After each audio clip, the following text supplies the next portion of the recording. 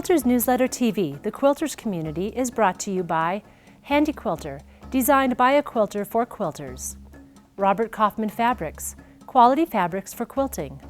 Sulky, express yourself with Sulky and create with confidence. Brother, it's so easy with Brother at your side. And The Warm Company, inspiring products for creative people.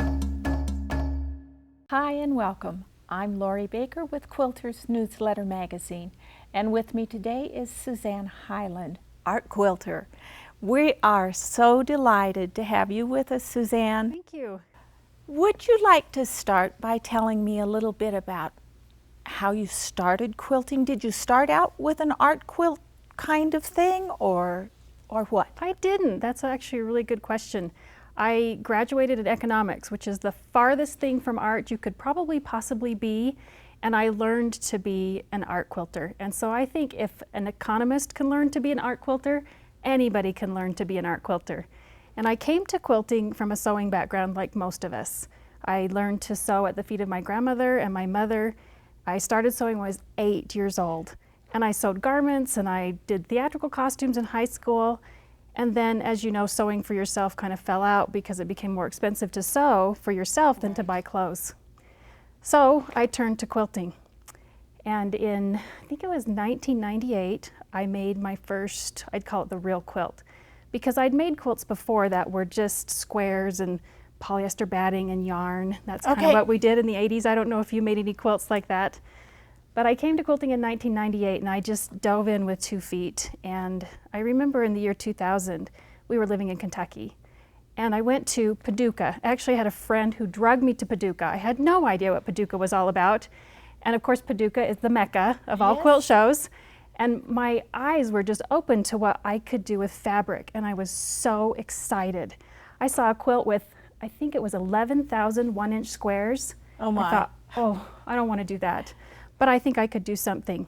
So I made a quilt with 1,100 half-square triangles, and I gave it to my 9-year-old son at that point, and I said, you will take this to my funeral, and you will cry and say, my mother made this for me, because it was so painful. It's amazing that I ever made a quilt again. Yes. And then I did make more quilts, surprisingly. I made a few more quilts, and I also became a little bit frustrated over time because I was sewing on my small domestic machine and trying to free motion on my small domestic machine. So I had a queen quilt, flannel on flannel, and I was trying to shove it through this little small space.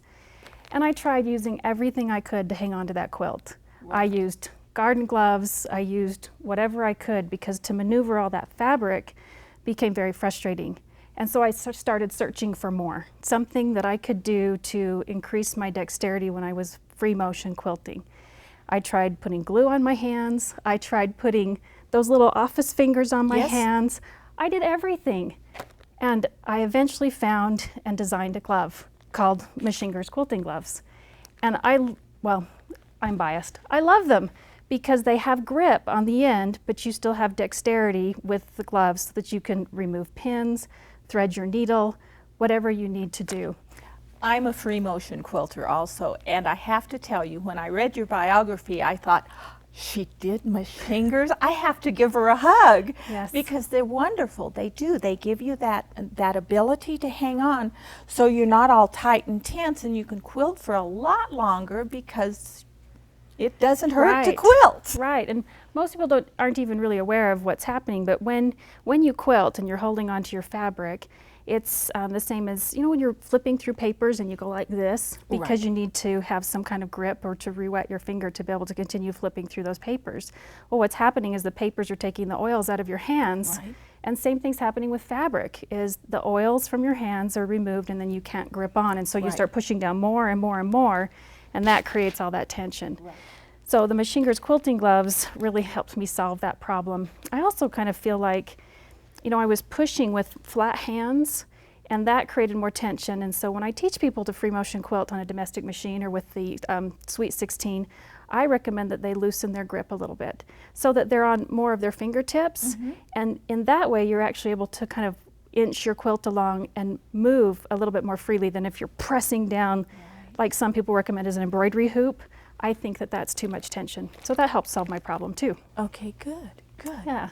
And yours look a little well worn. Yes, they're loved. They're not loved. well worn, well loved. When you use them for a while, you start to pick up a little bit of the dye from the fabric. Right. So obviously, the last thing I did was something green. Something green. I can't imagine.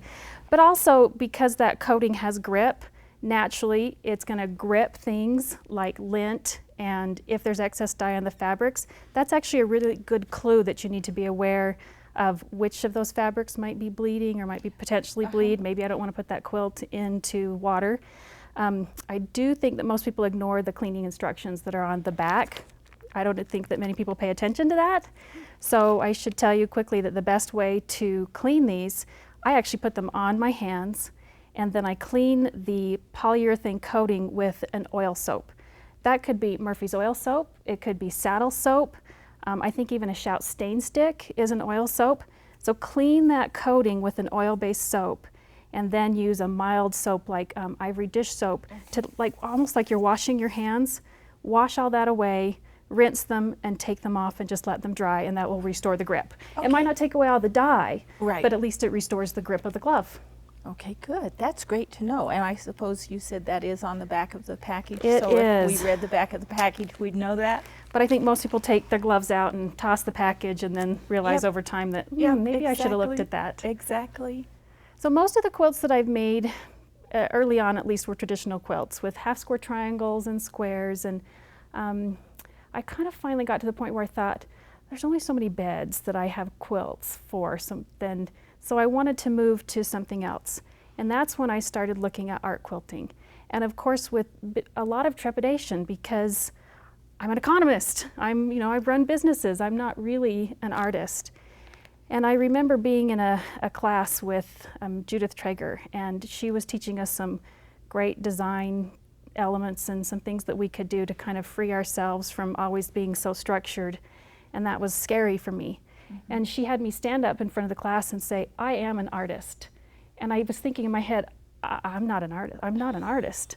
But she said, you are an artist. You can learn to do this just like you learn to do math or anything else. You can learn to become an artist. And so now I do a presentation called Tradition Meets Art, Eye to Eye, where you can take a traditional quilter like me and you can learn basics of art, shape, perspective, things that you can apply. If someone just taught you, you could learn to incorporate them into your quilts. You learn about color, you learn about shape and about design. And quite frankly, that's why I actually sewed my own garments, because I wanted something that was unique to me. Right. And that's why I designed my own quilts, because I want something that's uniquely mine. Same reason that I quilt my own quilts. As you know, I know that you're aware that piecing tops is a very different skill than quilting quilts. That's right. Surprisingly. And to learn both really requires some different skills. Coloring, design on the top, and then quilting, learning how those quilting stitches really enhance and bring a quilt to life. And it was Quilting Makes the Quilt, which is a book that they took 5 quilts, the same quilt top, and quilted it 5 different ways, and how amazingly the way you quilted it transformed that quilt. And that's what has always been just gripping to me, that the quilting stitches or the surface stitches, which I apply to a quilt, can really add dimension and interest. And I love doing this. I love what I do. I started long arm quilting after domestic machine quilting. I still do both. If I want to get really tight and control, I might go back to the smaller, well, I should say the push-through sewing machines. Right. They're not all small. Like the Sweet 16 has so much throat space. It's so nice for me to be able to get in close, though, and have this small dexterity where I can really place stitches versus doing the longer arm quilting sometimes, which I might not always feel like I've got as much control as if I'm right there on top of it. So I still do both, and I enjoy both. Okay, that makes sense. Yeah. Do you want to tell me a little bit about the quilt behind you? I think it's wonderful. Oh, sure. This quilt is called Autumn Winds, and it is actually was a kit, not a kit, but a pattern from Laura Heine. But what she had done is she'd placed those leaves right in the center of all those boxes that you see in the rows and columns. So it was rows and columns of leaves. And to me, what I remember about leaves living in Kentucky is when you ride down the road in your car, these leaves just swirl up around you. So I wanted to capture that. And so I redesigned that just a little bit to reflect that swirling of the leaves that I remember. And there's some really interesting things on this quilt. There's some surface stitching that you notice is around the edge of the leaves. And those are tiny little circles that actually hold the applique in place. But that had to be done before I quilted the quilt so that it wouldn't change the shape of the leaf. The veins, however, are quilted. And what I did, instead of using a stabilizer for those leaves when I was applying that small little circle stitching on the outside, I used a layer of batting. And then I cut it away so it has a slightly trapuntoed effect. Okay, yes. And then after I quilted the quilt, some people are probably wondering, how in the world did you get that ripple on there? And it was a crazy thing to do, but I took, in Photoshop, I made small ovals on just like a piece of paper, copied onto transparency, put the quilt up on the wall, and shown that transparency up on the quilt, and I just then marked all of those ovals. Okay.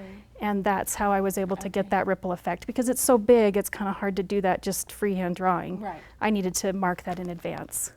And this is my husband's favorite quilt. He's always wanted to take it and display it in his office, but it covers an electrical panel in my quilt studio, so it stays with me. So it stays with you. Yeah.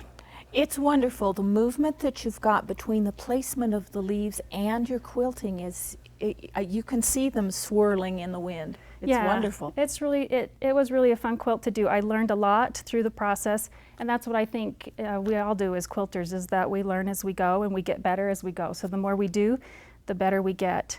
I actually applied some crystals to this quilt too, just in a few places, and that was done after the quilting, because the quilting has that swirling in it, and I want to draw some attention back to that swirling.